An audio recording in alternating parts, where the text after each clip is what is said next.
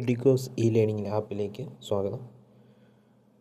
നമുക്കിപ്പോൾ നോക്കാൻ പോകുന്നത് എക്സാം എങ്ങനെ എഴുതാം എന്നുള്ളതാണ്. ആപ്പിൽ അതാത് ദിവസങ്ങളിൽ എക്സാം ഇടുന്നത് എങ്ങനെ എഴുതാം. ഇവിടെ കുറച്ച് ഐക്കൺസ് കാണാം.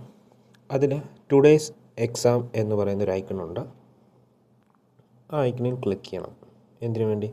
അതാത് ദിവസങ്ങളിൽ എക്സാം ഇടും. ചിലപ്പോൾ വീഡിയോ കണ്ടതിന് ശേഷം നിങ്ങളുടെ ആ സ്റ്റഡി ഗ്രൂപ്പുകളിൽ പറയും ഇന്ന വീഡിയോ കണ്ടിട്ട് നിങ്ങളത് പഠിച്ചതിന് ശേഷം എക്സാം എഴുതണം. ഡെയിലി ഉള്ള എക്സാമുകളുണ്ട്, വീക്ക്ലി ഉള്ള എക്സാമുകളുണ്ട്, മന്ത്ലി ഉള്ള എക്സാമുകളുണ്ട്. അങ്ങനെയുള്ള എക്സാമുകൾ ഇട്ടതിന് ശേഷം ആപ്പിൽ നോട്ടിഫിക്കേഷൻ വരും. അതേപോലെ തന്നെ നിങ്ങളുടെ സ്റ്റഡി ഗ്രൂപ്പുകളിലും നോട്ടിഫിക്കേഷൻ വരും.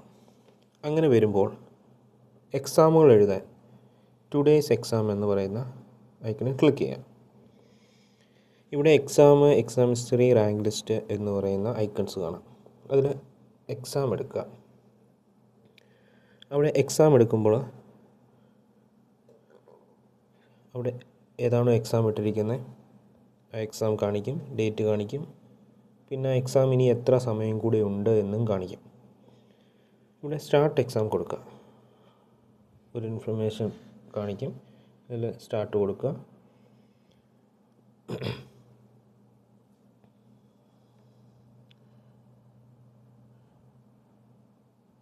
ഇവിടെ നിങ്ങൾക്ക് അറിയാവുന്ന ആൻസറുകൾ സെലക്ട് ചെയ്യുക.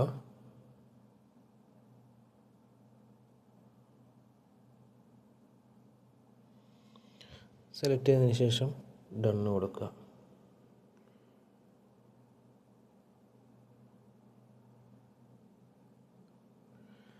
സബ്മിറ്റ് കൊടുത്തതിന് ശേഷം നമുക്കതിൻ്റെ ഒരു സമ്മറി കിട്ടും, എക്സാം സമ്മറി.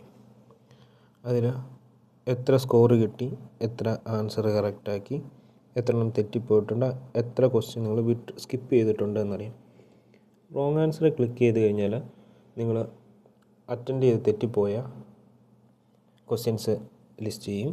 അതിൽ നിങ്ങൾ സെലക്ട് ചെയ്ത ആൻസർ റെഡിലും, തെറ്റാണെങ്കിൽ റെഡിലും, ഏതാണോ അതിൻ്റെ കറക്റ്റ് ആൻസർ അതിന് ഗ്രീൻ കളറിലും കാണിക്കും.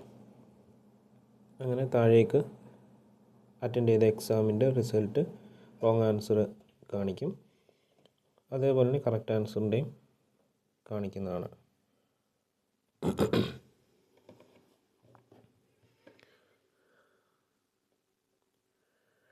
ഇതിൽ എത്ര സമയമാണ് നിങ്ങൾ total time taken, average time for one ക്വസ്റ്റിന് എത്ര സെക്കൻഡാണ് അല്ലെങ്കിൽ എത്ര മിനിറ്റ് ആണെന്നുള്ളത് കാണിക്കുന്നതാണ്.